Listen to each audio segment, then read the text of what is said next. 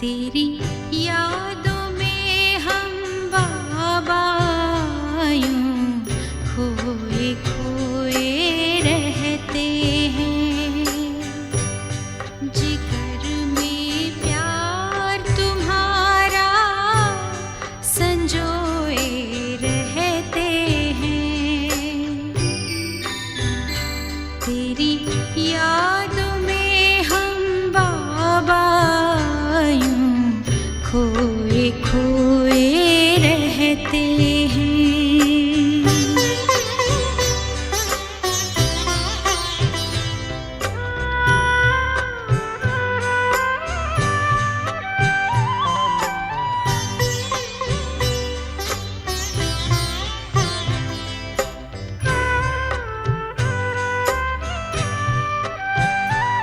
खुशियों से जीवन को खुशहाल कर दिया।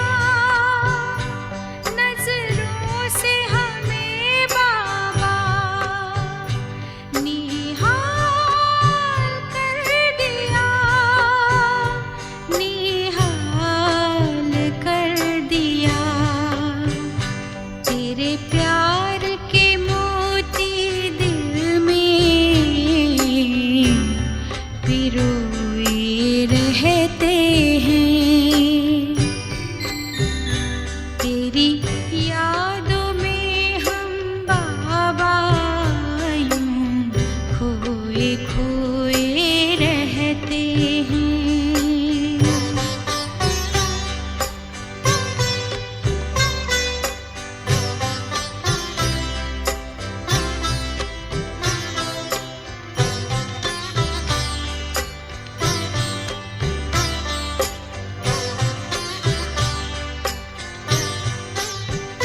शब्दों में नहीं कह पाए इतनी तुमसे प्रीत है।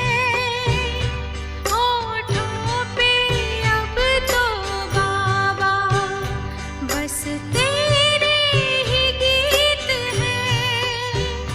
बस तेरे ही गीत हैं।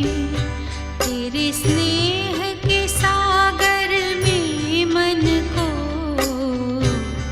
डुबोए रहते हैं।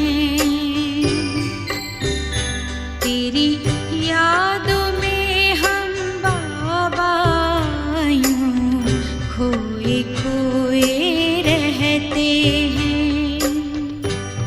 जिगर में प्यार तुम्हारा संजोए रहते हैं। तेरी यादों में हम बाबा यूं खोए खोए रहते हैं।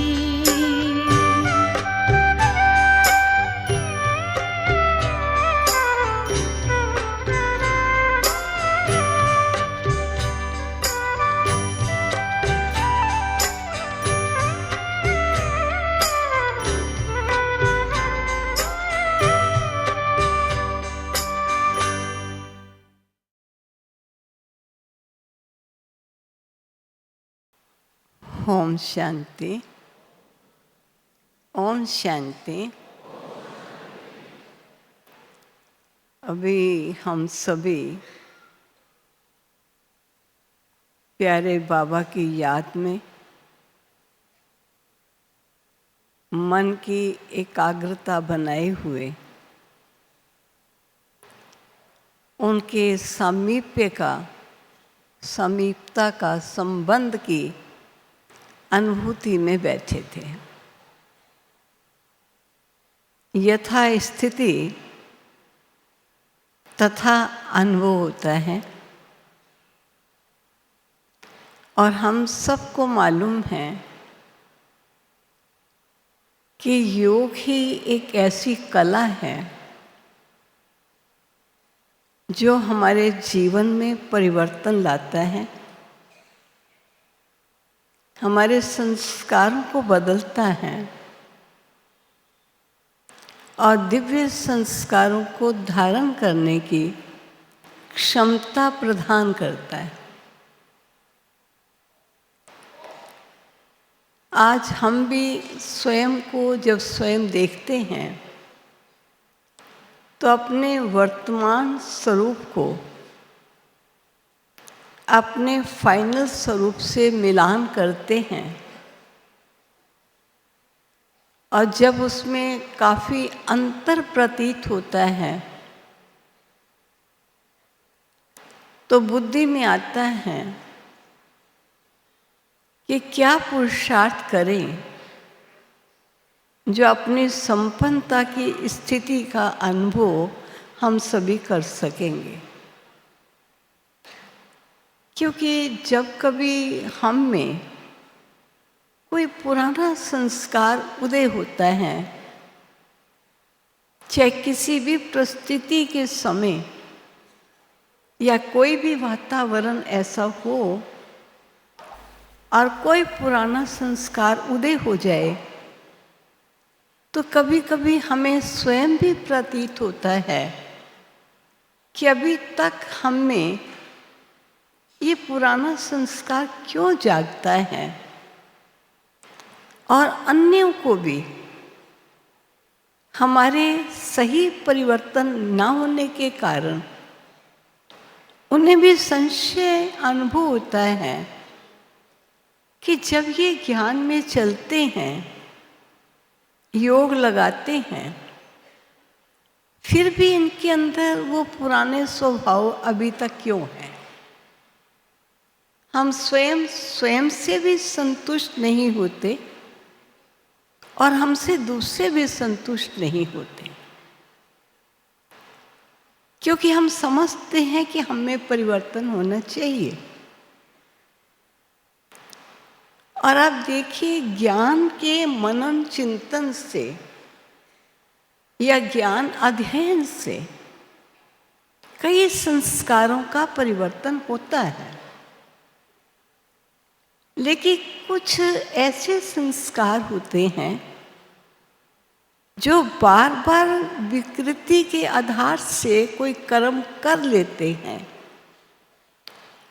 और वो कर्म एक विकर्म का रूप ले लेते हैं, जो हमारे में कुछ विकृत संस्कार पैदा कर देते। क्योंकि बार बार वो कर्म जो करना नहीं चाहिए लेकिन हमसे हो जाता है, और उसके कारण वो बना हुआ जो संस्कार हो जाता है, वो संस्कार भस्म नहीं होता, और भस्म ना होने के कारण समय प्रति समय परिस्थितियां देखकर कभी कभी वो उदय हो जाता है।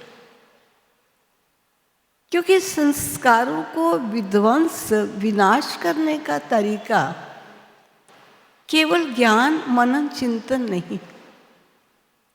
ज्ञान मनन चिंतन से हल्के हल्के संस्कार तो बदल जाएंगे, लेकिन ज्ञान चिंतन के साथ बाबा की याद में इस कदर डूब जाए आत्मा कि एक तन्मय हो जाए, वो प्यारे बाबा जो सर्व शक्तियों के सागर हैं, और आत्मा उस सागर में डूबती हुई उस समानता का अनुभव ना जब तक करे, तब तक उसमें गहरा योग का अनुभव न होने के कारण उसके संस्कार विध्वंस नहीं होते। अब मान लीजिए, सोने को शुद्ध करता है सुनारा, तो हमने जो देखा उस समय तो ऐसा ही था कि वो अपनी अंगीठी में जो आग जलती है, छोटी सी अंगीठी, उस धोकनी से जिस सोने को वो डाल के शुद्ध करना चाहता है, उतनी परसेंटेज की, उतनी प्रतिशत की वो हीट देता है, और जब उतने प्रतिशत की हीट उस सोने को मिलती है तो सोने से खाद अलग हटती है। अगर उस अनुकूल उसको हीट नहीं मिलेगी तो खाद नहीं निकलेगी। ठीक इसी प्रकार पानी कभी कभी शुद्ध नहीं होता, तो कहते हैं इसे बॉयल करके पीजिए तो आपको फायदा देगा, नहीं तो नुकसान दे सकता है।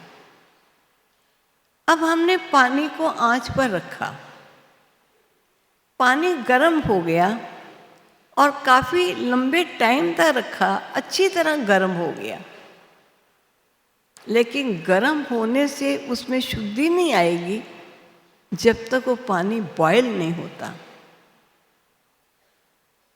तो उसको जितनी हीट चाहिए जिससे वो पानी बॉयल हो सके, जब वो बॉयल होता है तब उस पानी को शीतल करके पीने के योग्य बनाते हैं, तब उसे कहते पानी शुद्ध हो गया। ठीक इसी प्रकार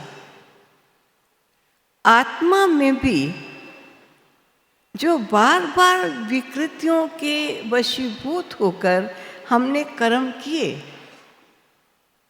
और रिपीटेड कर्म, जो कर्म हमने बार बार किए, वो कर्म हमारे संस्कारों के रूप बन जाते।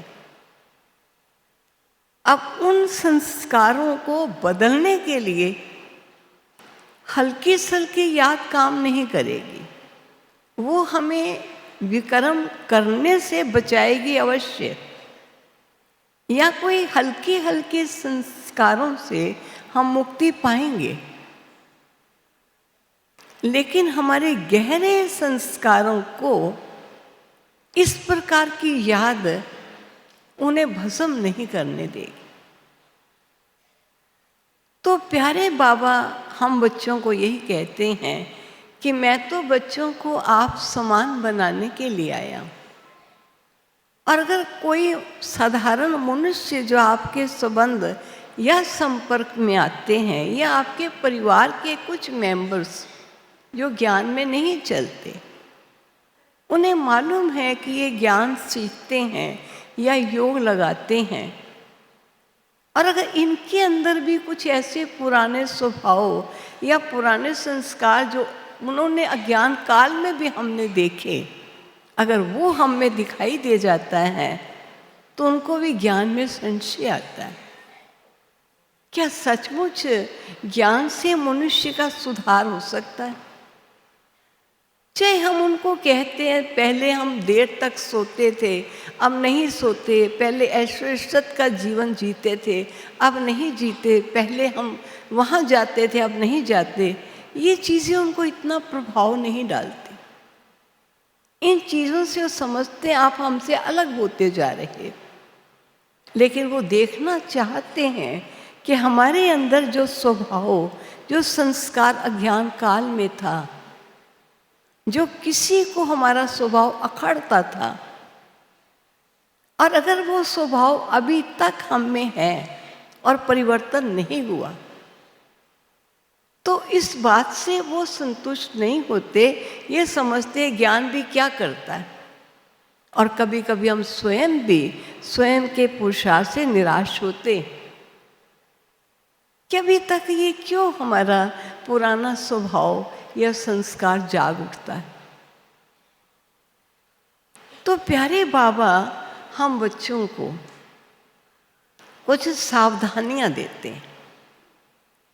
कुछ ऐसी सावधानियां हैं जो ज्ञानी बच्चों को अपने जीवन में ध्यान रखने की आवश्यकता है, और अगर वो उन चीज़ों का ध्यान रखते हुए चलते हैं तो सही योग का अनुभव भी कर सकते हैं और अपने संस्कारों में परिवर्तन भी ला सकते हैं।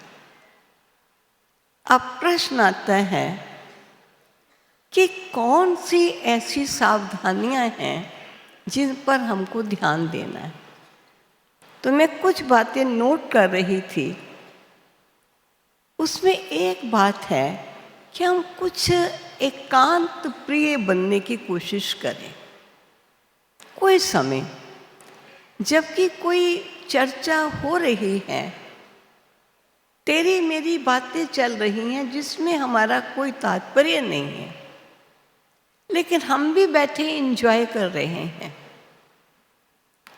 ऐसे समय पर स्वयं को इस प्रकार के वातावरण से हमें थोड़ा दूर कर लेना चाहिए, बड़ी युक्ति से, ताकि हम कुछ एकांत का अनुभव करें। जिस संगठन में, जिस वार्तालाप से हमारा कोई संबंध नहीं, हम उसमें अपना टाइम वेस्ट ना करें। कईयों को एकांत अच्छा नहीं लगता, कहते मुझे तो एकांत हवा लगता है।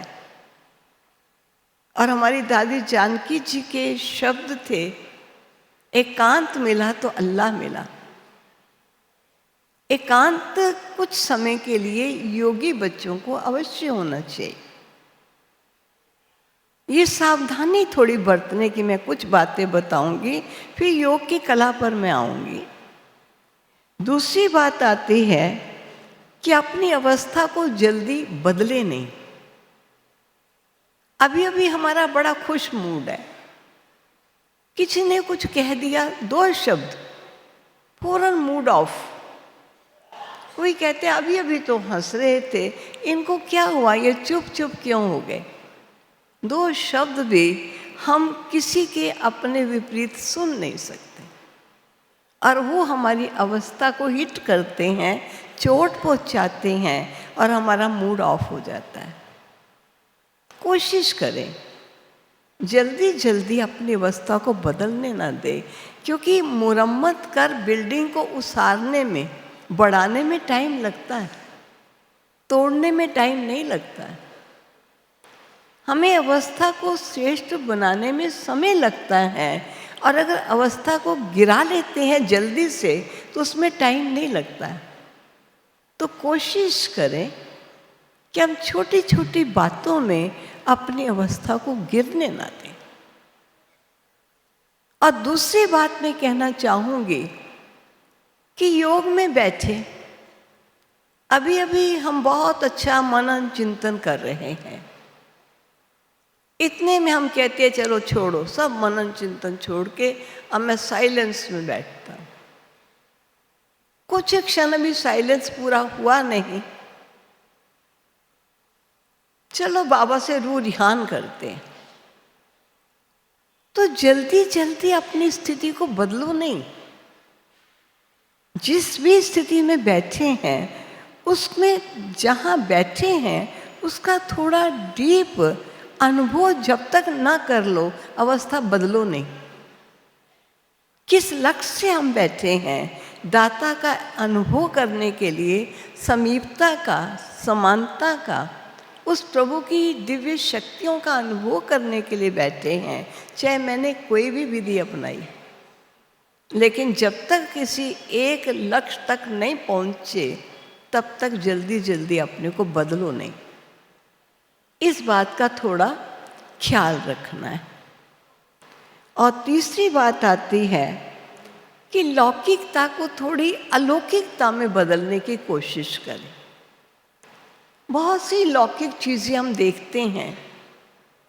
मान लीजिए हमने बहुत सुंदर प्रकाश यहाँ हो गया, और हम प्रकाश देख रहे हैं, सुंदर है प्रकाश, लेकिन फिर हम सोचते हैं कि हमारा निज का स्वरूप जो ज्योतिर्मय है, प्रकाश रूप है, वो कितना शांत, शुद्ध और पवित्र है।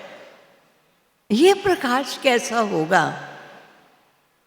और जिस धाम के हम रहने वाले हैं, जहाँ चारों तरफ सेल्फ एल्यूमिनस लाइट, किसी साधन से लाइट नहीं आ रही, लेकिन लाइट में वो विश्व हमारा, जहाँ हम भी ज्योतिर्मय स्वरूप चमकते होंगे, कैसा वो स्थान होगा, कैसा वो घर होगा। कुछ लौकिकता को अलौकिकता में बदलते रहें, जिससे हमारी बुद्धि ज़्यादा लौकिक दुनिया में ना आए। बड़ी शोभायमान चीज़ हमने देखी। मुझे याद है साकार बाबा के पास एक भाई बहुत सुंदर वो कारपेट लेके आया, और सचमुच बहुत ही सुंदर था। उसने कहा, बाबा मुझे बहुत समय से दिल था कि मैं ऐसा कारपेट बाबा के कमरे में बिछाऊं जो विलक्षण हो, जो आम दुनिया में वैसा ना मिले। तो मुझे एक एग्जीबिशन से ये कारपेट मिला और खोल के दिखाया और बड़ा खुश था, ये देखिए बाबा, ये है वो कारपेट। तो बाबा ने देखा, बच्चे को प्यार किया। फिर बाबा ने कहा, बच्चे तुम्हें मालूम है तुम बच्चों की नई सृष्टि सतयुग में कैसे कारपेट होंगे, वहाँ की धरती की शोभा कैसी होगी। कभी देखा उस संसार को इमर्ज किया अपने सामने, तो समझ गया कि मैं इसके अप्रिसिएशन में जरा ज़्यादा भावुक हो रहा हूँ। तो बाबा उसको एक लगाम लगाने के लिए मुझे नई दुनिया का वो नक्शा दिखाने की कोशिश कर रहे हैं। तो बाबा कभी ज़्यादा साकार स्थूल में नहीं आते थे। कोई बात होती थी, हंसते भी थे, लेकिन फौरन फिर अपनी उसी स्थिति में आ जाते थे। हम बच्चे हंसते थे तो हंसते चले जाते थे, रोकते थे फिर बीच में एक ना एक हंसी निकल आती थी। ठीक है, हंस लिया ना, शांत, फिर अपनी स्थिति में स्थित हो जाओ। इसका थोड़ा ध्यान रखने की ज़रूरत है अगर हम एक डीप गहरा योग का अनुभव करना चाहते हैं। एक ही दिन में योग का अनुभव नहीं होगा, हमें इस प्रकार की अपनी मनोस्थिति का निर्माण करने की ज़रूरत होगी। और फिर नेक्स्ट जो मैं सोच रही थी, कोई भी कार्य करें, हर कार्य करते हुए बाबा मेरा साथी, ये ना करें ये कर तो रहे हैं पता नहीं कैसा होगा। अरे साथी कौन है, जो होगा श्रेष्ठ ही होगा। उस परम श्रेष्ठ की स्मृति में मेरा हर कर्म दिव्य और अलौकिक होगा। ऐसी मनोस्थिति बना के रखें, चाहे स्थूल कर्म करें, सूक्ष्म करें, लौकिक करें या अलौकिक करें। लेकिन अब साथी मेरा सबल सहारा है, उसको सदा कोशिश करें अपने साथ बनाए रखने की। चाहे किसी की सेवा करते हैं या कोई स्थूल सर्विस, सब्जी काटते हैं, भोजन बनाते हैं, शॉपिंग करते हैं, लेकिन बाबा को सदा अपने साथ रखने की कोशिश करें। बहुत समय बाबा से दूर दूर रहे और फिर बैठे चलो जी योग लगाएं। अब योग मन को सब तरफ से खींचकर अब एकाग्र करने में आपको टाइम लगेगा और इतने में 5-7 मिनट का योग पूरा भी हो जाता है और हमें भी योग लगाने की कोशिश में ही लगे हुए।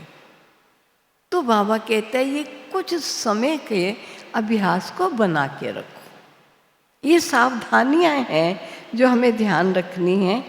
बाबा ने हमको निमित्त बनाया है। हमेशा बाबा कहता है यही समझो मैं निमित्त हूँ, बाबा कर्म करावनहार है। मुझसे बाबा कर्म करा रहे हैं। बाबा को देखते हुए कर्म इंद्रियों रूपी कर्मचारियों से कर्म कराओ, लेकिन आप भी साक्षी बन के बाबा के साथ साथ उन कर्मों को निहारते रहो कि कैसे कर्म हो रहे हैं। और नेक्स्ट बात थी कि कोई भी बात है तो व्यक्त से बचें। मान लीजिए कोई व्यक्त बात हो रही है तो देखते हैं, सुनते हैं, जिससे कोई तात्पर्य नहीं है। इधर खड़े हैं, इधर देख रहे हैं, कोई पूछता है क्या देख रहे हैं, कुछ नहीं, अभी इधर देख रहे हैं, अभी 4 आदमी बात कर रहे हैं, हम भी लोग क्या कर रहे हैं, हमारा कोई मतलब नहीं है। बाबा कहते हैं बचत करके अपने समय को सफलता में लाने की कोशिश करनी है, समय को वेस्ट ना जाने दो। हमको याद है बचपन में लौकिक माता जी भक्ति पूजा में ज़्यादा थे, तो खिड़कियां गली की तरफ पड़ती थी। हम बच्चे कभी कभी खिड़की में खड़े होकर ऐसे ही झांक रहे हैं, कोई आया कोई गया, यही देख रहे हैं। तो वो कह देते थे बिना मतलब के ऐसे खिड़की में खड़े होके झांकना ये दोष होता है। ऐसा दोष नहीं करना चाहिए।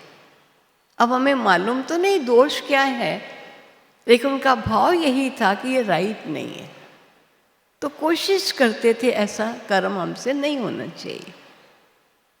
और फिर नेक्स्ट है कि जहाँ प्रेम होता है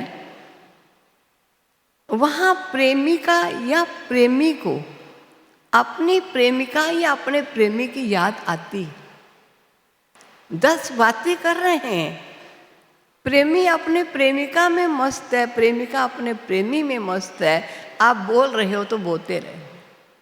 दूसरा कोई कहता है आपने सुना हमने क्या कहा? क्या कहा? कान तो खुले हुए थे, लेकिन प्रेमी अपने प्रेमिका में थी, क्योंकि इस समय उसके कोई मतलब की बात नहीं जो उसमें वो ध्यान दे। तो बाबा भी हम बच्चों को कहता है इतना प्रेम तेरा मेरे साथ है। जब तू कहते है मैं आत्मा हूँ और आत्मा का एक ही अजर अमर अविनाशी साथी और संबंधी है, फिर तेरा औरों की तरफ बुद्धि योग क्यों चला जाता है? बच्चे, क्या तेरा मेरे से प्रेम नहीं, मेरे से बढ़ के कोई दुनिया में सुंदर है? क्योंकि कोई चीज़ सुंदर होती है तो अट्रैक्ट करती है। मुझे तो कहते हो सत्यम शिवम सुंदरम, सत्य भी हूँ, कल्याणकारी भी हूँ, सुंदर भी हूँ। और गायन है कि जिसके कर्म सुंदर है वो वास्तव में सुंदर। ऐसे सुंदर से सुंदर प्यारे पिता के हम बच्चे हैं, और फिर हमारा बुद्धि योग उसकी तरफ नहीं जाके कभी दुनिया का सौंदर्य देखते हैं, कभी किसी सौंदर्य में मूर्त को देखते हैं, कभी दृश्य को देखते हैं, कभी प्राणी के वस्त्र को देखते हैं, कभी स्थान को देखते हैं, उसकी तरफ बड़ा अटेंशन जाता है। लेकिन समझ लेना सबसे सुंदर से सुंदर कौन? जब सुंदर अति सुंदर है तो हमारा बुद्धि योग उसकी तरफ कितना जाता है कि हमें संसार का सौंदर्य आकर्षित करता है, वो चेक करना है और ध्यान रखना है, सावधानी हो कि मुझे अपना अटेंशन ज़्यादा किधर लगा के रखना है। और फिर नेक्स्ट है कि मुझे कुछ करके दिखाना है, लक्ष्य पूरा होना चाहिए।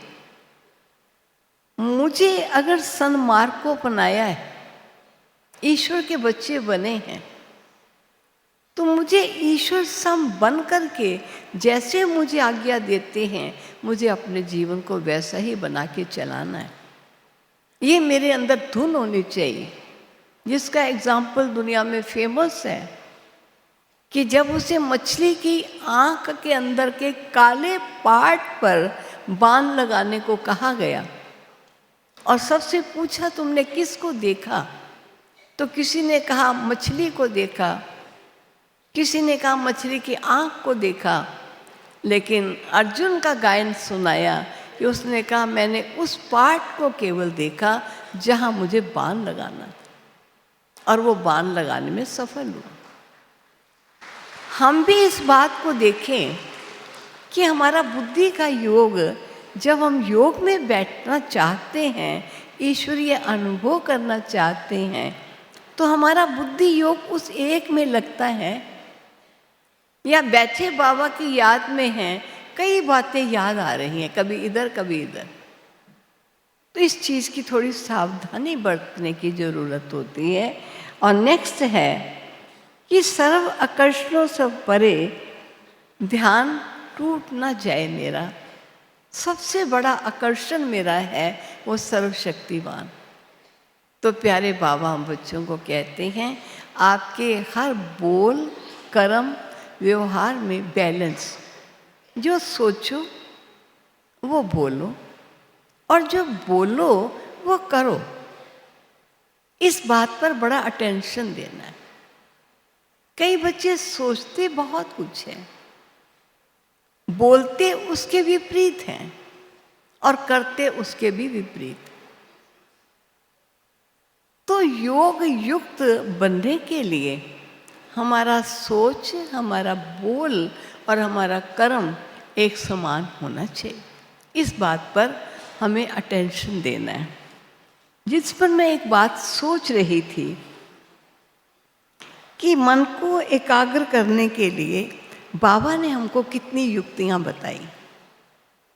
बाबा ने सबसे पहले कहा कि हर चीज़ का एक नियम भी होता है और कुछ मर्यादाएं भी होती हैं। जैसे किसी गवर्नमेंट में या मिलिट्री में लॉ भी हैं और ऑर्डर्स भी हैं।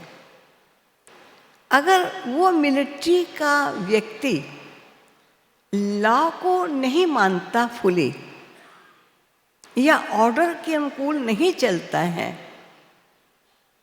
तो उसे मिलिट्री से अलग कर दिया जाता है। ठीक बाबा ने भी हम बच्चों को योग के लिए कुछ लॉ बताए हैं और कुछ ऑर्डर बताए कि ये लॉ है और ये ऑर्डर्स है। अगर आप लॉ एंड ऑर्डर ऑबे नहीं करेंगे तो आप सही योग युक्त अवस्था नहीं बना सको। अब हमें बाबा ने रोज रोज वाणी में सुनाते हैं, क्या लॉ बताया। बड़ी इजीली शब्द में आपको बताऊंगी। बाबा ने लॉ बताया है, देह सहित देह के सर्व संबंध और पुरानी दुनिया से बुद्धि का योग हटा करके अपने को आत्मा ज्योति बिंदु समझ।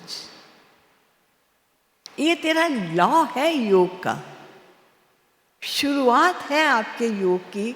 अगर आप योग लगाना चाहते हो, बाबा से कनेक्ट होना चाहते हो, ईश्वर से सर्व शक्तियाँ लेना चाहते हो, तो ये लॉ को पालन करना होगा। ये लॉ है। अगर मैं देह और देह की दुनिया, देह के संबंध और देह की प्राप्तियों में लिपायमान हूँ तो मैं बाबा को कितना भी याद करूँगी, ईश्वरीय शक्तियाँ मुझे प्राप्त हो जाएं और बने हुए संस्कार विध्वंस हो जाएं, ये नहीं हो पाएंगे। इसलिए बाबा ने हमको लॉ बताया, जब बैठते हो ना तो ख्याल रख। भक्ति में गीता हम पढ़ते थे, उसमें कहते थे कि आपका आसन कैसा होना चाहिए, ना ऊंचा हो ना नीचा हो, समतल हो। इस प्रकार की कई बातें उसमें बताई। उन्होंने लौकिक स्थूल रूप से वो आसन बना लिए और ऐसे आसन बना के वो बैठते हैं। आसन बिछा लेते हैं, समतल जगह हो, नीचे ना हो, ऊपर ना हो, डगमग ना करे। वास्तव में हमको बाबा ने बताया कि लॉ है, जब बैठे तो देह संबंध, देह दुनिया, इन सब से बुद्धि योग हटाकर केवल कंसंट्रेट करना, मैं चमकता हुआ दिव्य ज्योति रूप सितारा। पहले इस स्थिति में स्थित हो जाए और फिर ऑर्डर के साथ, बाबा का ऑर्डर है, ये लॉ है, ऑर्डर है, सर्व संबंध सर्व प्राप्तियां एक मुझ से जोड़ लेना।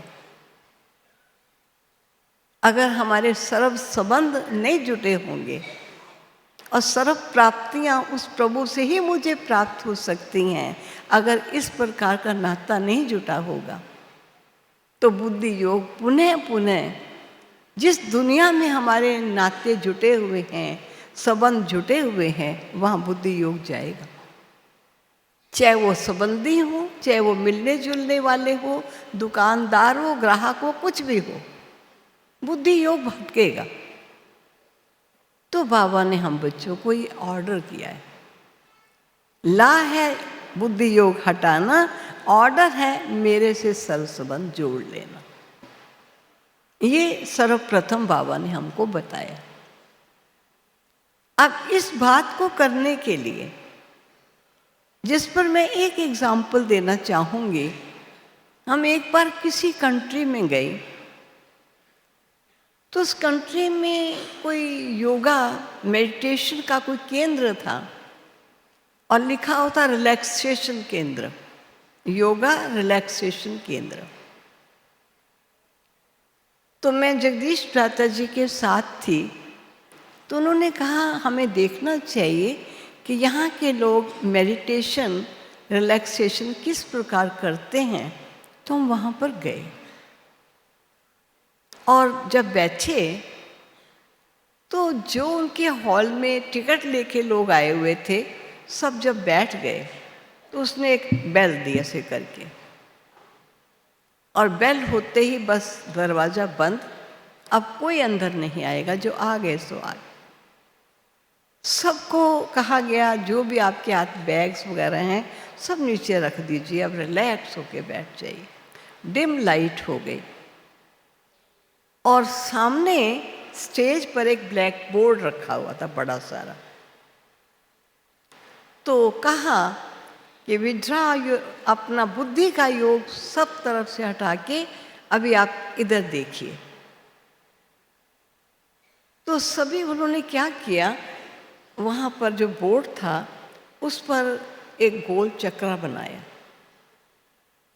गोल चक्रा बनाया और लोगों को कहा कि अभी आप सभी अपना ध्यान इस चक्र की तरफ लगाइए, बस ना अंदर ना बाहर, केवल चक्र को देखना।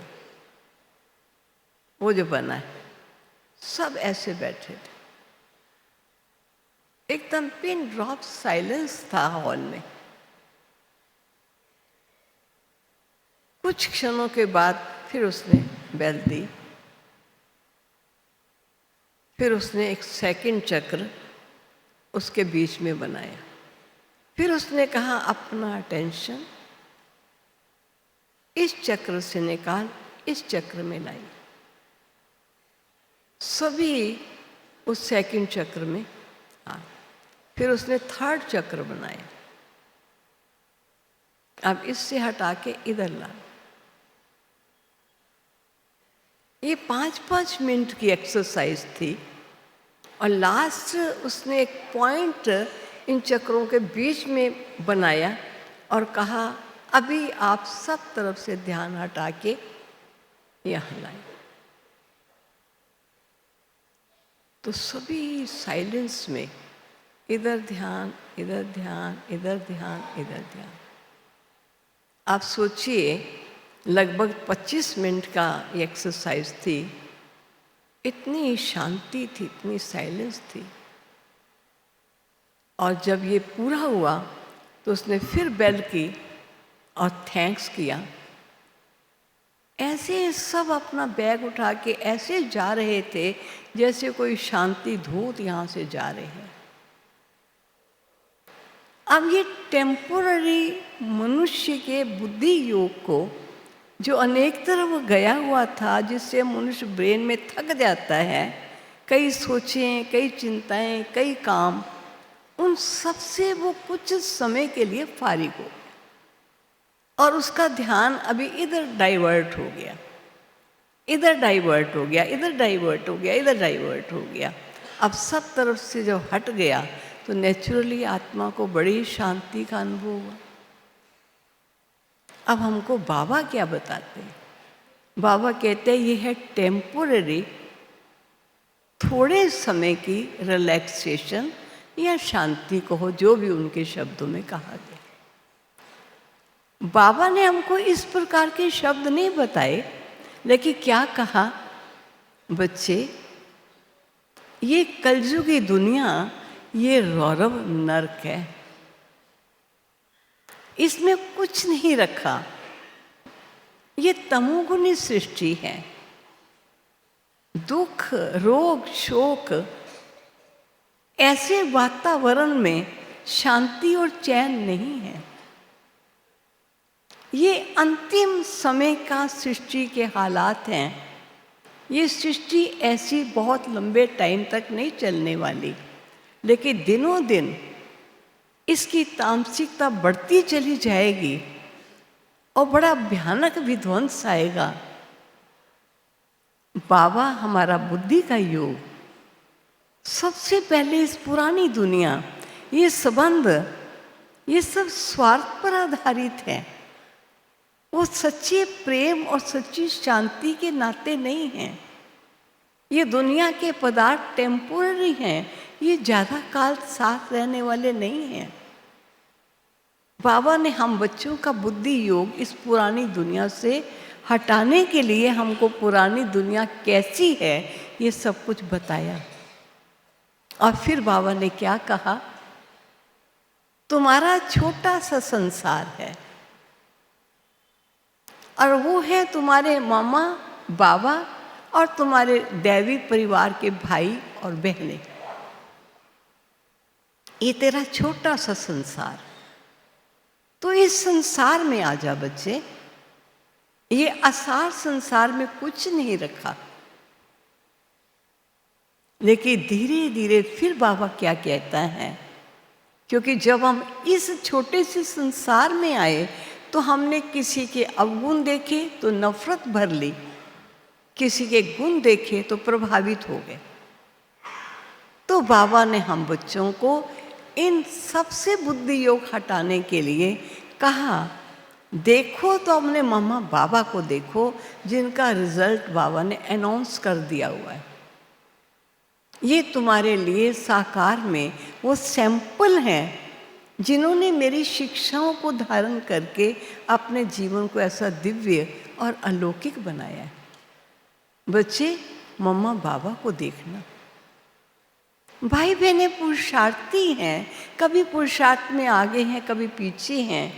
कोई पुराने हैं लेकिन अभी तक उनके पुरुषार्थ में कमजोरियां हैं, कोई पीछे आए हैं पुरुषार्थ में आगे जा रहे हैं। किसी को किसी से कंपेयर करते हुए आप किसी प्राणी मात्र को ना देखना। आप सदा बाबा मम्मा को देखना जिनका रिजल्ट अनाउंस हो गया। और फिर बाबा ने क्या कहा, इन बाबा मम्मा को भी बाबा मम्मा बनाने वाला कौन, इनको गुण ज्ञान शक्तियां देने वाला कौन। बच्चे, सिवाय एक बाबा के कहीं बुद्धि का योग तुम्हारा ना जाए। मैं अजर अमर अविनाशी हूं, तेरा बुद्धि का योग मुझ बाप से जुटना चाहिए। सब तरफ से बुद्धि हटा करके तू मेरी तरफ मन बुद्धि को लेकर आ। और कभी बाबा जब शुरू में यज्ञ स्थापना हुई तो बाबा यज्ञ में आलमाइटी बाबा संदेशी के द्वारा कुछ इक्वल माइंडेड जिनके बराबर के संस्कार या पुरुषार्थ होता था, वो कुछ नाम वतन से भेजता था कि ये बच्चों का ग्रुप बनेगा और ये बच्चे योग में बैठेंगे। और उस समय बहुत घमासान युद्ध का कार्य पार्टीशन से पहले चल रहा था। तो बाबा ने बच्चों को कहा कि तुम यज्ञ रक्षक बन के बैठना और एक सुर मिला करके बस बाबा की याद में बैठना। लेकिन बाबा ने कहा ऐसे बैठना जैसे कोई गायन संगठित रूप में गीत होता है और संगीत में सबकी आवाज़ मिल रही है, बड़ा सुंदर सुर निकल रहा है, लेकिन किसी एक का सुर उस संगठन से भिन्न होता है तो सारे संगठन का गीत सौंदर्यमय नहीं लगता है, सूदिंग नहीं प्रतीत होता है। तो बाबा कहते थे कि अगर तुम्हारे संगठित योग में बैठने पर किसी प्रकार का नुकसान इस यज्ञ में हुआ तो आप ग्रुप उसके दोषी माने जाओगे। सब बड़ी अटेंशन से बैठते थे और बाबा यही कहता था ये संगठित गायन का ग्रुप है, ऐसा समझ के एक तांत मिला के एक बाबा दूसरा ना कोई ऐसी स्थिति में स्थित होके बैठना।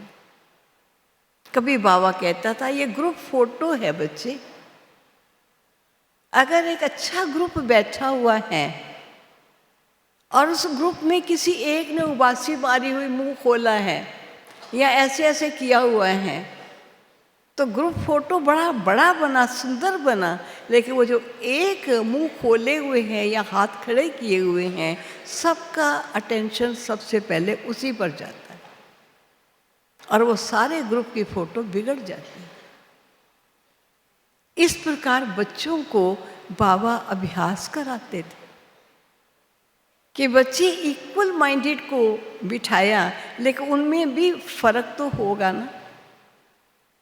तो बाबा बच्चों को कहते थे व्यक्तिगत भी जब बैठते हो तो ख्याल क्या रखो, हम किसकी याद में बैठे, क्योंकि एकाग्रता बनाए रखना योग के लिए बहुत ज़रूरी है।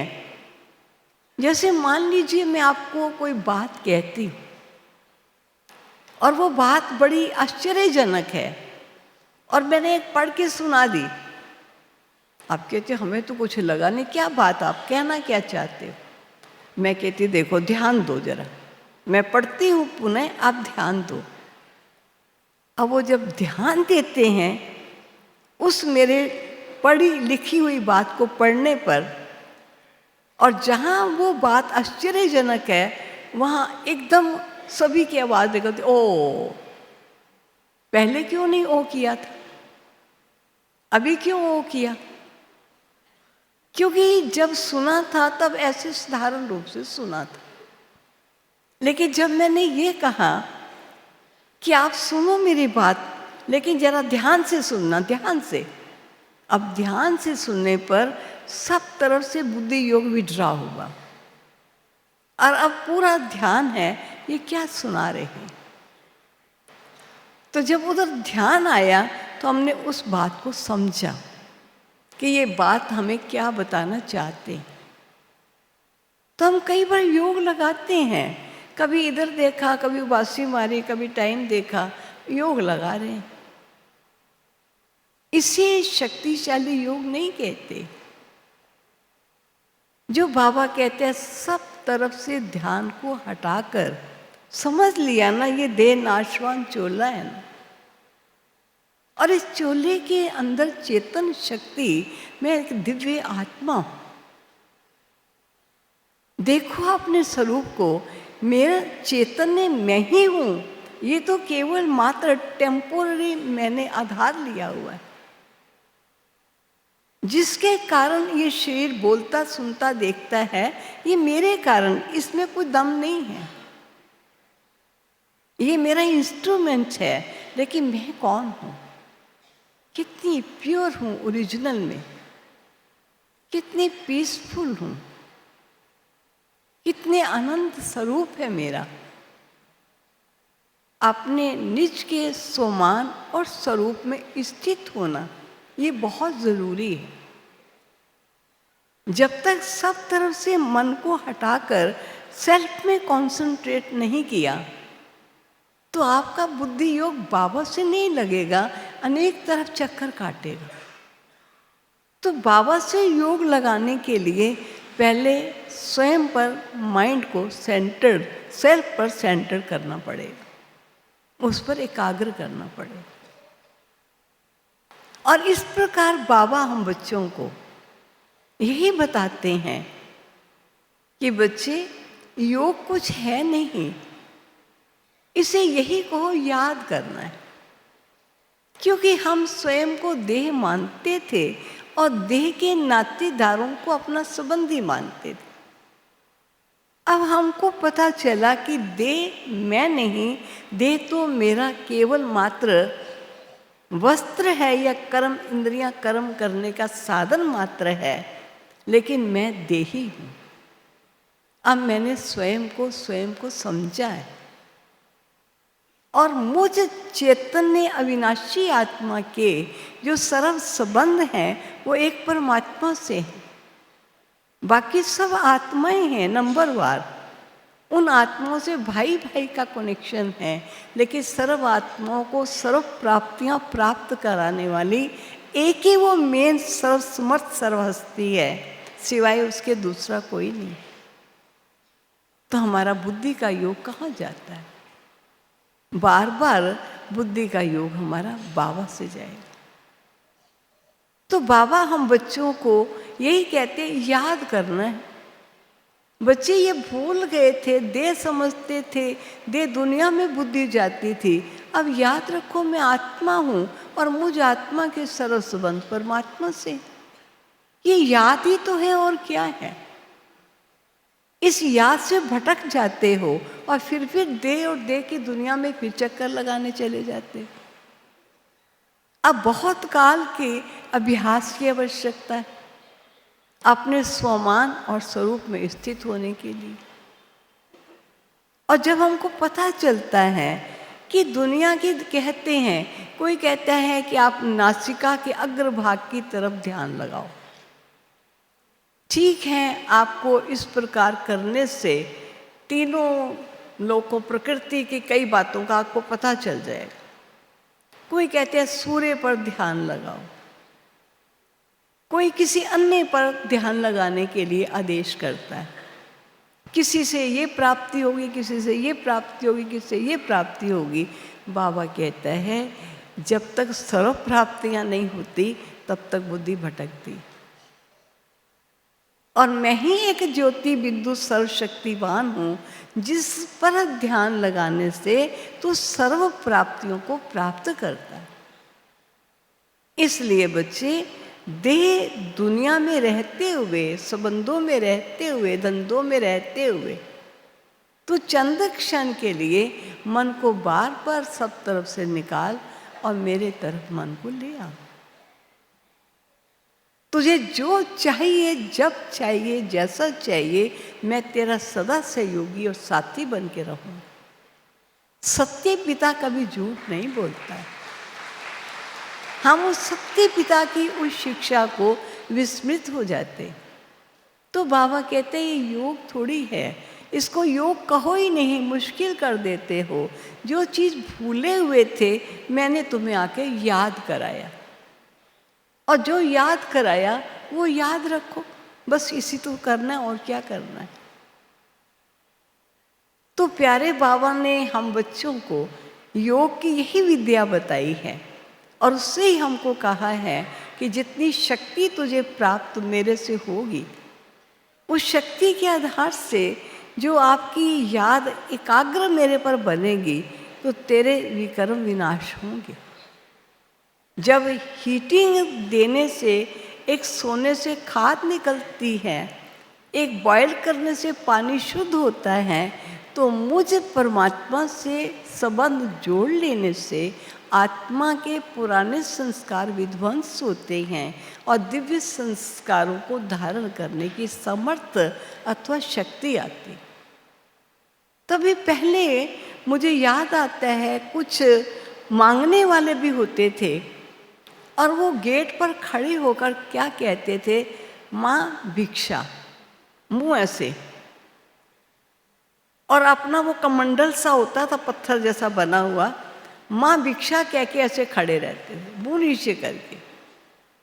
भिक्षा जिसने देनी डाल दी, वो आँख उठा के देखते नहीं थे। ये स्त्री ने डाली, पुरुष ने डाली, बच्चे ने डाली, भिक्षा मिली, बस दूसरे दरवाजे पर गए।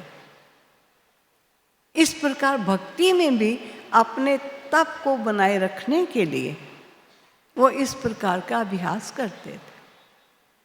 तो प्यारे बाबा भी हम बच्चों को यही कहते हैं कि जब मिलते हो आपस में भी तो किसको देखो, हे आत्मा तू आत्मा को देख। आत्मा को देखने से जैसे मणि को देखने से मुराद मिलेगी, सांप को देखने से विष मिलेगा। और बाबा हमेशा कहते हैं देह रूपी सांप को नहीं देख, तेरा आकर्षण चला जाएगा देह की इंद्रियों की तरफ, और तुझे कोई ना कोई प्रकार की विकृति आ सकती है, लेकिन देह को ना देख। देह में विराजित मणि आत्मा को देख, तुझे जो चाहिए तुझे सब कुछ मिलेगा। तो ऐसे प्यारे बाबा के हम बच्चे हैं जो केवल ऐसा नहीं कि अभी अभी हम बैठे हैं बाबा को रूरिहान कर रहे हैं, कभी बाबा के गुण गा रहे हैं, कि ठीक है ऐसा भी कीजिए, लेकिन ये ख्याल रखना कि ये सब कुछ करने से हमारा बुद्धि योग अनेक तरफ से हट करके ईश्वर की तरफ जाएगा। ये हमारा पुरुषार्थ है अलग अनेक तरफ से हटाने का, लेकिन एक तरफ जुट जाए उसके लिए हमें कुछ लगातार समय बैठ करके ऐसी स्थिति का निर्माण करना है जिससे अनेक तरफ की दृष्टि में नाना प्रकार के प्राणी पदार्थ और चीज़ें आएं, लेकिन हमें कोई आकर्षण अपनी तरफ आकर्षित ना कर सके। ऐसी स्थिति में स्थित होकर बैठने वाला, ऐसा नहीं योग में बैठे हैं अभी उठे, हाँ वो कहाँ है, तू कहाँ है, तेरा कहाँ है, मेरा कहाँ है। योगी की ऐसे लक्षण नहीं होते। योगी जब योगस्थ स्थिति से उठता भी है तो उसको जो योग में ईश्वर की याद में जो उसको आनंद, प्यार, प्रेम और शक्ति की अनुभूति होती है, वो अनुभूति उसे जल्दी नहीं छोड़ता है। और वो अनुभव का स्वरूप हुआ होने के कारण वो जल्दी से नीचे नहीं उतरता है। तो पता चलता है कि हम कितना योग की पावरफुल स्टेज में बैठे, जिससे हम अपने संस्कारों को परिवर्तित करेंगे और दिव्य संस्कारों का निर्माण करें। ओम शांति, ओम शांति।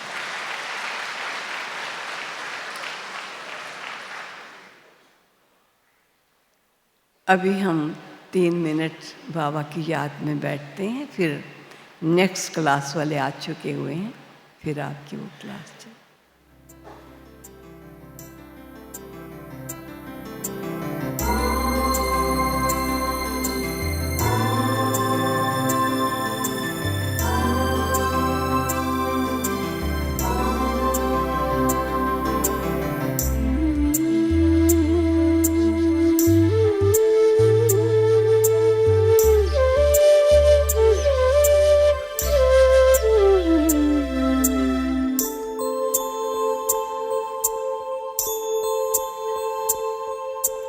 अंतर मन में एक सितारा जगमग जगमग चमके, परम ज्योति से भर कर किरणें सारे जग में दमके। अंतर मन में एक सितारा जगमग जगमग चमके, परम ज्योति से भर कर किरणें सारे जग में दमके।